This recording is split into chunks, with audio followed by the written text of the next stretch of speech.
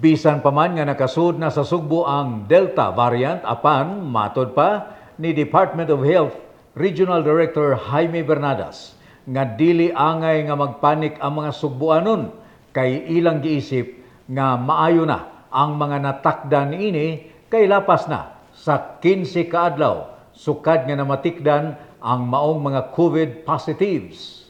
Ang taho ihatod ni Sheila Gravines. Bisan pa man og nakasulod na sa Sugbo ang Delta variant, apan gisiguro ni Dr. Jaime Bernadas sa Department of Health dinhi sa rehiyon nga dili angay magpanik ang katawhan kay nakahanay na ang ilang mga plano pag-atubang sa maong sitwasyon.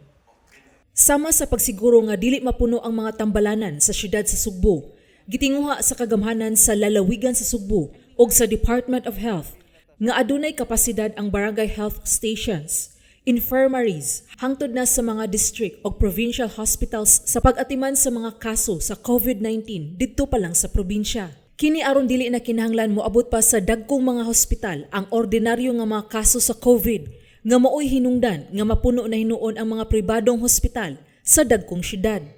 Gipaybaw kini sa gobernador ato sa ilang tigom kauban ang mga sakop sa Regional Interagency Task Force niadtong Huwebes, Hulyo 29 sa Kapitolyo. Mato ni Dr. Jaime Bernadas, Director sa DOH-7, aron klaro ug hanay ang paghatag og hierarchy of services gikan sa barangay health stations ngadto na sa level 1 ug level 2 hospitals sa probinsya.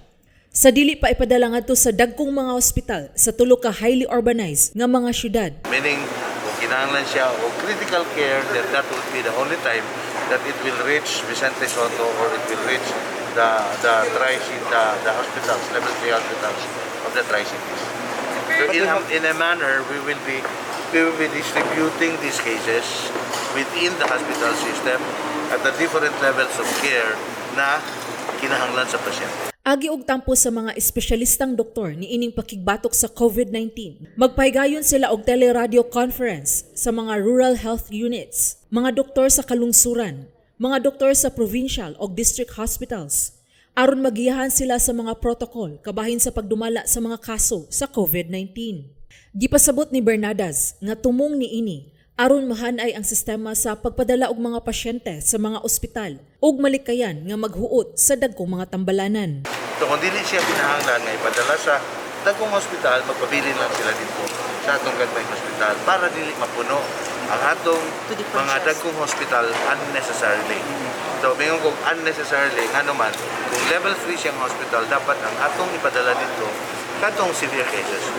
So katong mga mild to moderate dito ra to sa mga level 1 hospital. So ingana ang atong dapat buhaton muna ang role sa atong 1 hospital naman, muna ang role sa atong 711 aron ma-navigate nato ang mga pasyente. Dili nato mapatapok dito sa mga hospital nga dagko. Samtang ang Department of Health mo deploy usab og nurses ngadto sa mga dagko o pribadong ospital aron mas mapun-an pa nila ang ilang kapasidad pag-atiman sa COVID patients pinaagi sa pagpasaka sa ilang hospital bed. Sa pagkakaron, niabot na og 66 ka nurses ang ilang napadala ngadto sa mga pribadong ospital sama sa Chonghua Hospital, Cebu Doctors University Hospital, Perpetual Soccer Hospital ug sa UC Medical Center. Sa iyang bahin, mato ni Gobernador Gwendolyn Garcia nga ang kagamhanan sa lalawigan sa Sugbo mipasalig nga mutabang usab pinaagi sa paghatag og dugang nga incentive ngadto sa nurses nga i-deploy unya sa mga pribadong ospital. Basta the province is ready for the next 2 months at least, is ready to give 10,000 more on top of their salary as an incentive to our nurses. That's the key.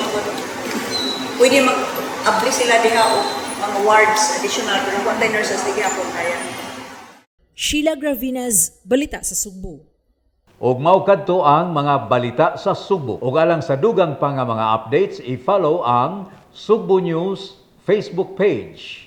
Ako si Sam Costanilla.